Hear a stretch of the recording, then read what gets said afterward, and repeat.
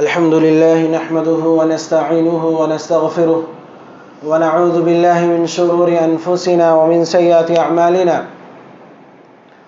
من يهده الله فلا مضل له ومن يضلل فلا هادي له، وأشهد أن لا إله إلا الله وأشهد أن محمدا عبده ورسوله.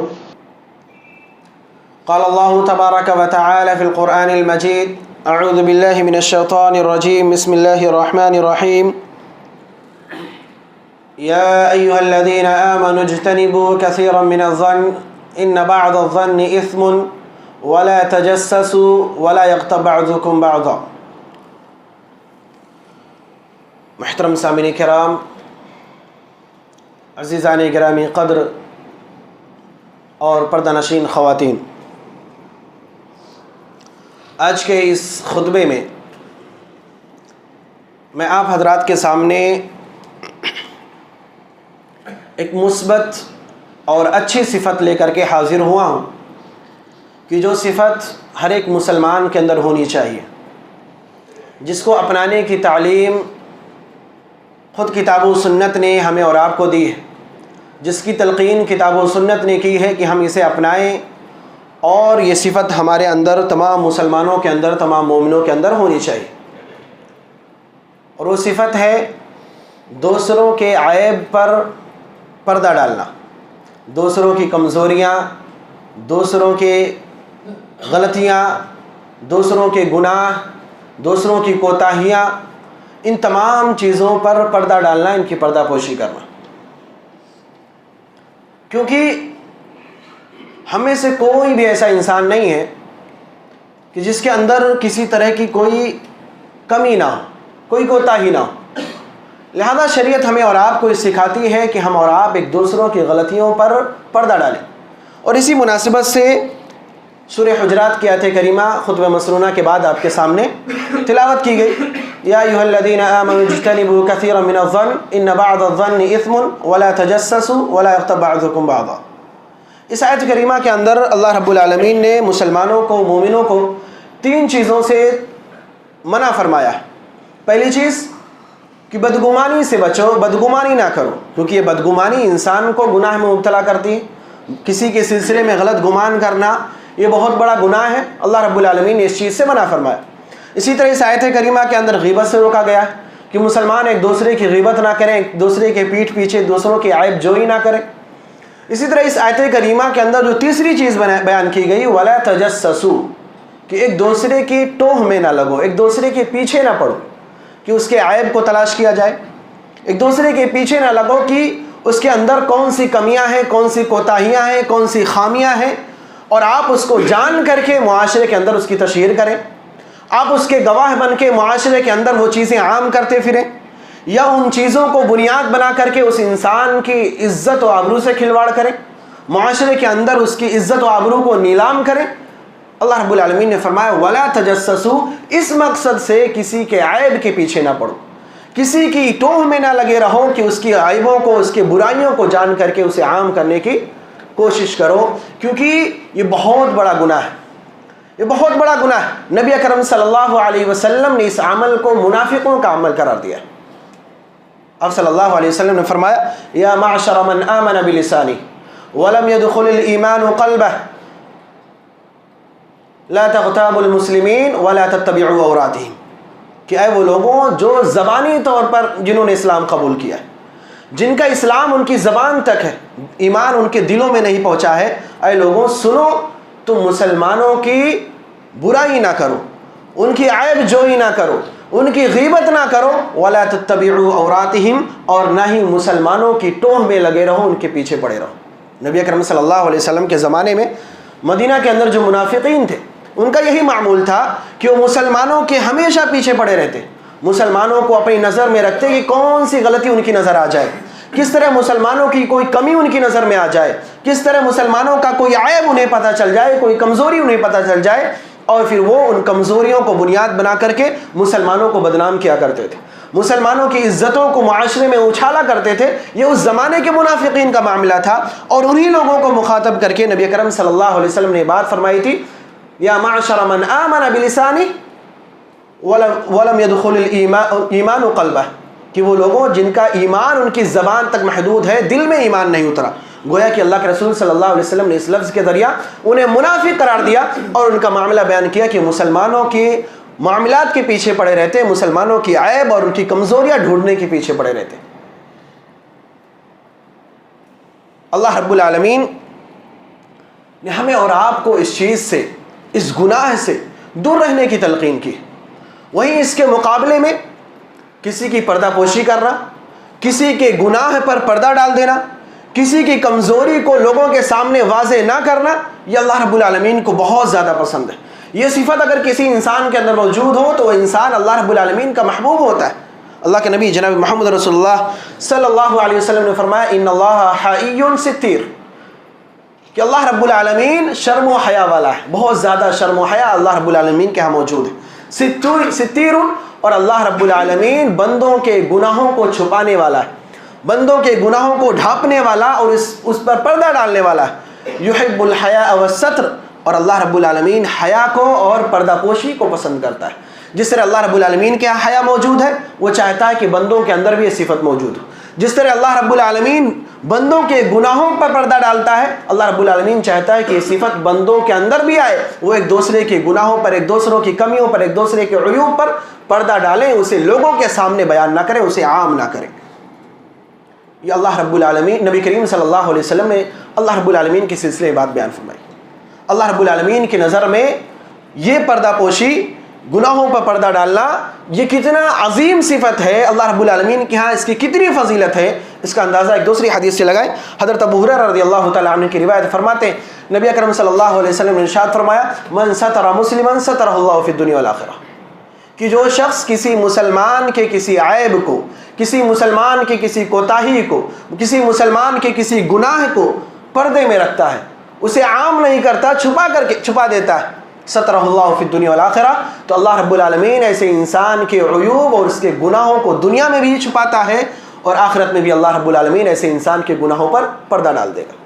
ہم اور آپ اس حدیث سے اندازہ لگائیں کہ اللہ رب العالمین کی نظر میں یہ عمل کتنا محبوب ہے کہ آپ دنیا کے اندر لوگوں کے ساتھ معاملہ کریں، دنیا کے اندر لوگوں کے عیب کو چھپائیں، اللہ رب العالمین آپ کے عیوب کو چھپا دے گا. اللہ رب العالمین آپ کے عیوب کو نہ صرف دنیا میں بلکہ آخرت میں بھی آپ کے گناہوں کو لوگوں کے سامنے نہیں آنے دے گا جو گناہ ہم اور آپ کرتے ہیں. ظاہر سی بات ہے ہم میں سے کوئی شخص ایسا نہیں ہے جو گناہوں سے پاک ہو، کوئی شخص ایسا نہیں ہے جس کے اندر کوئی خامی نہ ہو، کوئی شخص ایسا نہیں ہے جس کے اندر کوئی کمزوری نہیں ہو. ہر ایک انسان ان خامیوں میں، ان کمزوریوں میں مبتلا ہے، کیونکہ ہم اور آپ انسان ہیں، بشر ہیں. ہمارے بشر ہونے کا، انسان ہونے کا تقاضا ہے کہ ہمارے اندر کوئی نہ کوئی کمزوری ضرور موجود ہوگی. تو شریعت ہمیں اور آپ کو سکھاتی ہے کہ ان کمزوریوں کی ہم اصلاح کر لیں، چاہے وہ ہمارے اندر ہو چاہے کسی اور کے اندر ہو. ہم ان کمزوریوں کی اصلاح کریں، نہ کہ ان کمزوریوں کو بنیاد بنا کر کے دوسروں کی عزت، دوسروں کی آبرو سے کھلواڑ کریں. شریعت ہمیں یہ نہیں سکھاتی. شریعت ہمیشہ ہمیں یہی تعلیم دیتی ہے کہ ہم دوسروں کی عزت و آبرو کا خیال رکھیں. دوسروں کے اندر کوئی کمی، کوئی خامی ہے تو اس کی اصلاح کریں، لیکن اس کی بدنامی کا ذریعہ نہ بنائیں. اس وجہ سے آپ دیکھیں قرآن و حدیث کے اندر بار بار شریعت ہمیں تعلیم دیتی ہے کہ دوسروں کے عیوب پر پردہ ڈالو. ہمیشہ یہ تعلیم شریعت ہمیں اور آپ کو دیتی ہے کہ دوسرے کے عیوب اگر آپ کے علم میں ہیں تو آپ اسے لوگوں کے سامنے بیان نہ کریں. اور خود اگر نبی کریم صلی اللہ علیہ وسلم کا معاملہ آپ دیکھیں، نبی کریم صلی اللہ علیہ وسلم کا بھی معاملہ تھا کہ آپ صلی اللہ علیہ وسلم کسی کی خامی کو، کسی کے عیب کو دوسروں کے سامنے بیان نہیں کرتے. کبھی کسی صحابی سے کوئی غلطی ہو جائے، کبھی کسی صحابی سے کوئی گناہ ہو جائے، آپ صلی اللہ علیہ وسلم اس گناہ کی، اس غلطی کی نشاندہی کرتے تھے. لیکن یہ غلطی کس نے کی ہے، یہ عیب کس کے اندر موجود ہے، اس کا تذکرہ اللہ کے رسول صلی اللہ علیہ وسلم نہیں کیا کرتے. بارہا آپ نے حدیثیں سنی ہوں گی، آپ صلی اللہ علیہ وسلم کسی صحابی کے عیب کی طرف، کسی صحابی کے کسی غلط کام کی طرف نشاندہی کرتے تو آپ صلی اللہ علیہ وسلم فرماتے تھے ما بال اقوام یفعلون کذا وکذا، کہ میں نے سنا ہے کچھ لوگ ایسا ایسا کرتے ہیں. آپ صلی اللہ علیہ وسلم نام نہیں لیتے تھے کہ فلاں شخص نے، عبداللہ نے، عبد الرحمن نے یہ کام کیا، ہرگز نہیں. آپ صلی اللہ علیہ وسلم اس طرح نام لے کر کے نہیں کہتے، بلکہ کہتے ما بال اقوام یفعلون کذا وکذا. میں سن رہا ہوں کہ کچھ لوگوں نے ایسی ایسی باتیں کہی ہیں یا ایسی ایسی باتیں انہوں نے کی ہیں. اللہ کے رسول صلی اللہ علیہ وسلم اس طرح لوگوں کو سمجھایا کرتے تھے. جیسے کہ وہ حدیث بڑی مشہور حدیث ہے کہ کچھ صحابہ کرام نبی حضرت عائشہ رضی اللہ تعالیٰ عنہ کے پاس آتے ہیں اور نبی کریم صلی اللہ علیہ وسلم کے اعمال کے بارے میں پوچھتے ہیں. حضرت عائشہ رضی اللہ تعالیٰ عنہ جب انہیں بتلاتی ہیں کہ نبی کریم صلی اللہ علیہ وسلم کا معمول کیا ہے، عبادتیں کیا ہیں، کس طرح عبادت کرتے ہیں، وہ صحابہ کہتے ہیں کہ اللہ کے رسول ہیں،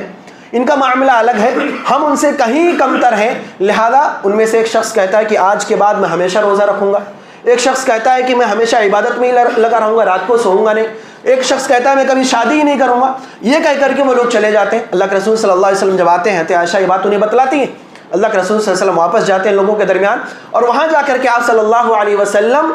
لوگوں کو جب مخاطب کرتے ہیں تو اللہ کے رسول صلی اللہ علیہ وسلم نے یہ نہیں کہتے کہ فلاں فلاں شخص نے یہ باتیں کہی، وہاں بھی آپ صلی اللہ علیہ وسلم نے یہی بات کہی کہ ہاں کچھ لوگ ایسے ہیں جو ایسی ایسی باتیں کہتے ہیں، یاد رکھو کہ میں تم میں سب سے زیادہ ڈرنے والا ہوں، پھر بھی میں یہ تمام چیزیں کرتا ہوں کہ میں نے شادی بھی کی ہے، میں سوتا بھی ہوں، میں روزہ بھی رکھتا ہوں، میں افطار بھی کرتا ہوں۔ آپ صلی اللہ علیہ وسلم نے وہاں جا کر کے جب تعلیم دی تو وہاں بھی آپ صلی اللہ علیہ وسلم نے یہی کہا کہ میں سن رہا ہوں کہ کچھ لوگوں نے ایسی ایسی باتیں کہی ہیں۔ آپ صلی اللہ علیہ وسلم نے وہاں بھی نام نہیں لیا، کیونکہ نام لینے سے کیا ہوتا ہے کہ اگر کسی انسان کے اندر کوئی برائی ہے، ہم اس کی برائی پر تنبیہ کرنا چاہتے ہیں، لوگوں کو اس برائی سے دور رکھنا چاہتے ہیں، اس کا نام لیں، اس شخص کی رسوائی ہوتی ہے۔ چار لوگوں کے درمیان ہم بات کریں گے، اس شخص کی رسوائی ہوتی ہے، اور کسی انسان کو رسوا کر کے، اسے ذلیل کر کے اس کی اصلاح نہیں کی جاتی۔ اصلاح کا مقصد یہ ہے کہ آپ اس کے اندر جو خامی ہے، جو کمی ہے، وہ دور کر دیں، لیکن اس خامی کی وجہ سے لوگوں کے اندر اس کی بدنامی نہیں ہونی چاہیے۔ تو اللہ کے رسول صلی اللہ علیہ وسلم اس چیز کا خیال رکھتے تھے۔ صحابہ کرام کی زندگی کو اگر آپ دیکھ لیں، صحابہ کرام کے اندر بھی یہی معمول تھا کہ وہ لوگوں کے اگر کسی کمی کو، کسی برائی کو بیان کرتے تھے تو وہاں لوگوں کا تذکرہ نہیں کرتے۔ اب حدیث اگر پڑھیں تو حدیثوں کے اندر بہت سارے ایسے واقعات ہیں جہاں صحابہ کرام کی کچھ غلطیوں کا تذکرہ کیا گیا ہے، ان واقعات کو بیان کیا گیا۔ تو صحابہ کرام جب ایسی واقعات کو بیان کرتے ہیں جس میں کسی صحابی سے کوئی غلطی ہوئی ہے، کوئی لغزش ہوئی ہے، تو وہاں عموماً آپ دیکھیں گے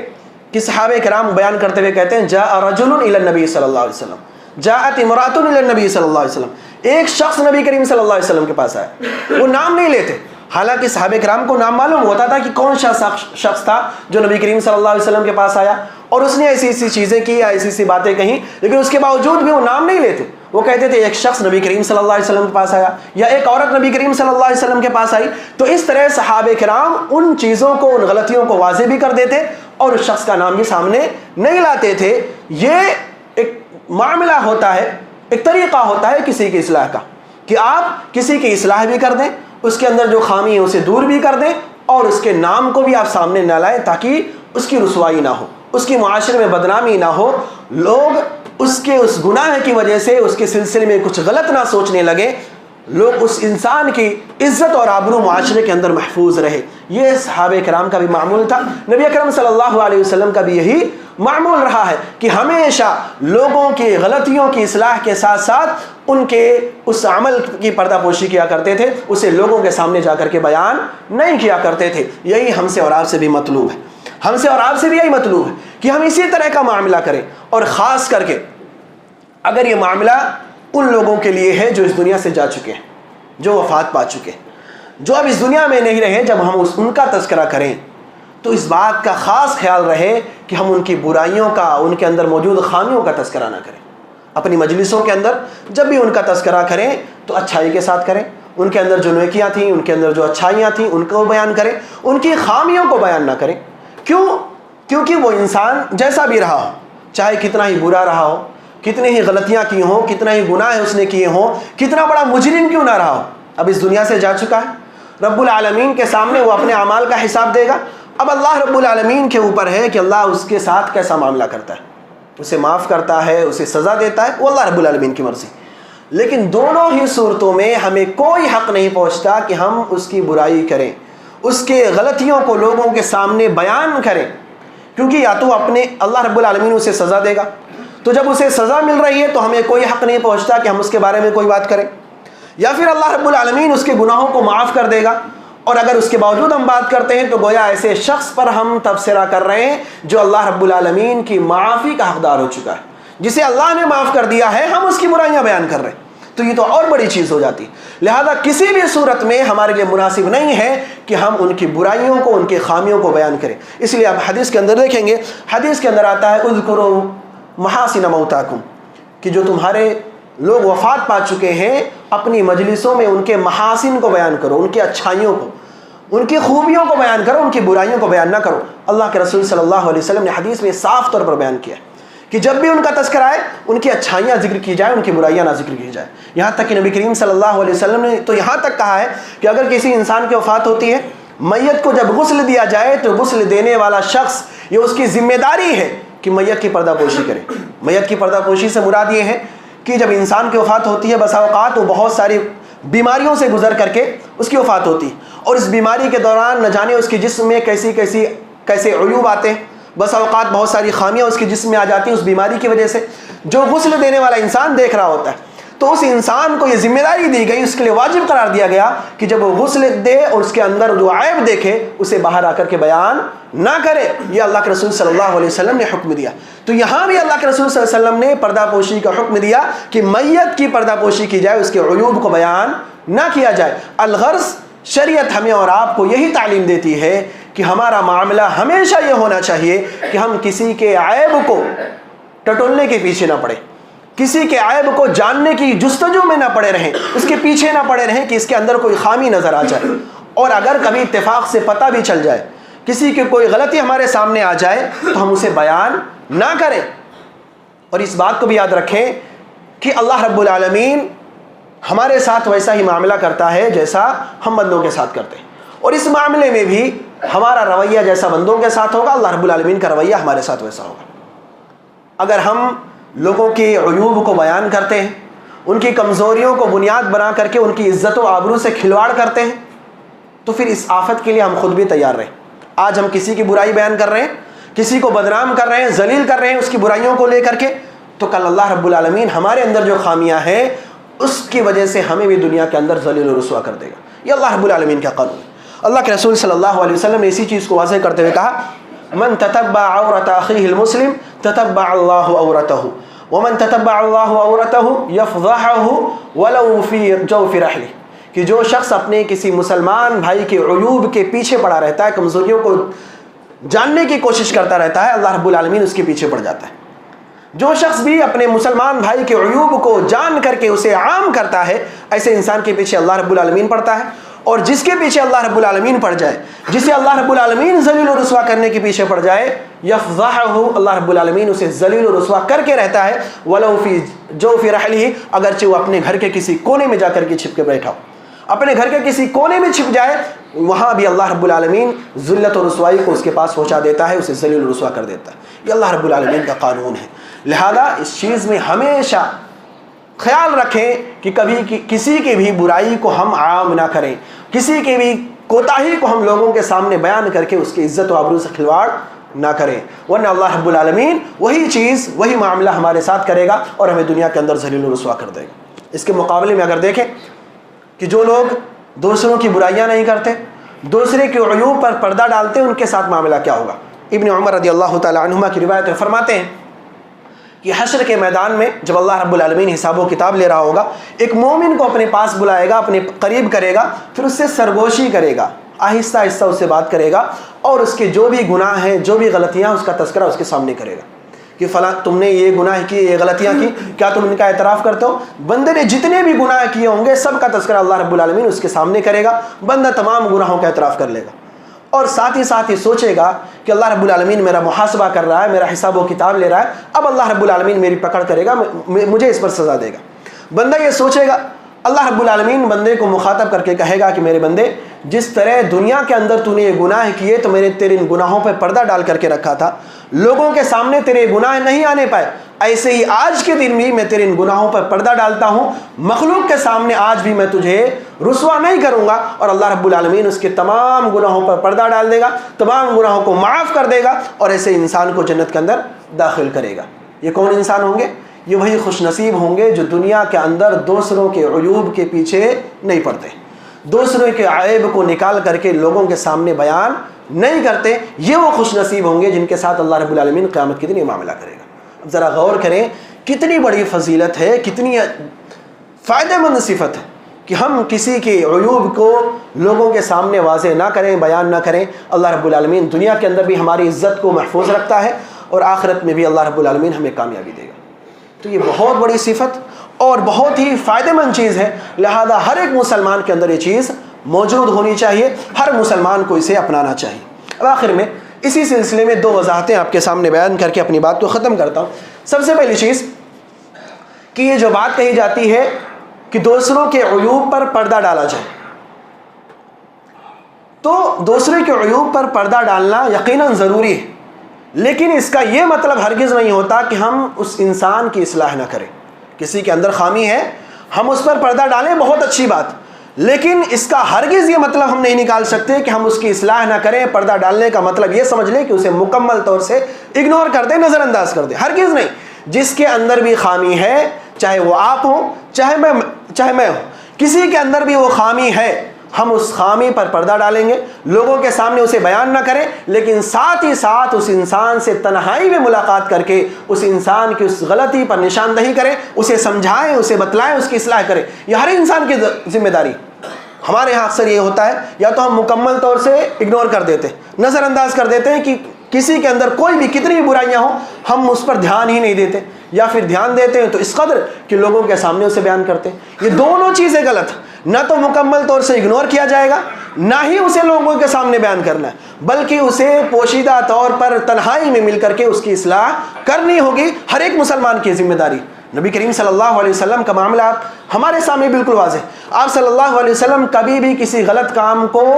نظر انداز نہیں کرتے تھے، کبھی بھی کسی غلطی کو نظر انداز نہیں کرتے تھے کہ آپ صلی اللہ علیہ وسلم نے اس کی طرف دھیان نہ دیا۔ کوئی بھی غلطی آپ کے سامنے نظر آئی، آپ صلی اللہ علیہ وسلم اس پر ٹوکتے تھے، اسے سمجھاتے تھے، اس کی اصلاح کرتے تھے۔ یہ اور بات ہے کہ لوگوں کے سامنے